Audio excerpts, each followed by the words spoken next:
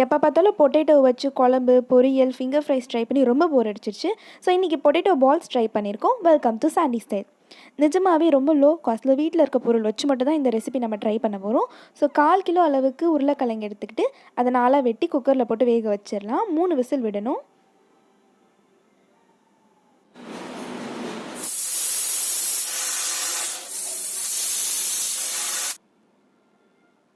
ஆவி போனதுக்கப்புறமா குக்கரை பார்த்து ஓப்பன் பண்ணிவிட்டு வெட்டி வச்சுருக்க பொட்டேட்டோவை ஒரு தட்டுக்கு ட்ரான்ஸ்ஃபர் பண்ணிவிட்டு தோலெல்லாம் நல்லா பீல் பண்ணி எடுத்துடலாம்.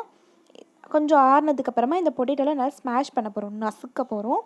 ஸோ நல்லா கையிலே நல்லா பிணைஞ்சு விட்டுக்கோங்க.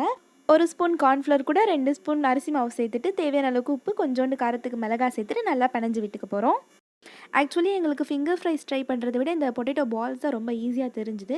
ஏன்னா அதில் வந்து நம்ம வேக வைக்கணும், கரெக்டாக ஷேப்பில் வெட்டணும், கிறிஸ்பினஸ் கொண்டு வரணும். எது ஃபெயில் ஆனாலுமே டேஸ்ட்டு சொதப்பிக்கும். பட் அந்த விதத்தில் இந்த பொட்டேட்டோ பால்ஸ் வந்து எவ்வளவோ தேவைன்னு தான் எங்களுக்கு இன்றைக்கி தோணிடுச்சு.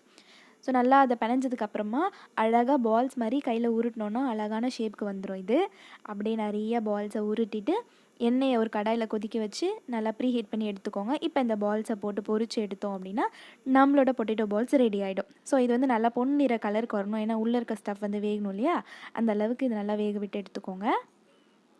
இப்போ அதை அப்படியே ஒரு பவுலுக்கு ட்ரான்ஸ்ஃபர் பண்ணோம் அப்படின்னா இந்த பொட்டேட்டோ பால்ஸோட ரெசிபி முடிஞ்சிருச்சு. உங்களுக்கு பிடிச்ச ஒரு சைட் டிஷ் டொமேட்டோ சாஸோ இல்லை புதினா சட்னியோ வச்சு நீங்கள் இதை சாப்பிட்டு பார்த்துட்டு எப்படி இருக்குன்றதை கமெண்ட் பண்ணுங்கள். பிடிச்சிருந்தா லைக் பண்ணிவிட்டு கண்டிப்பாக சப்ஸ்கிரைப் பண்ணிவிடுங்க. தேங்க்ஸ் ஃபார் வாட்சிங்.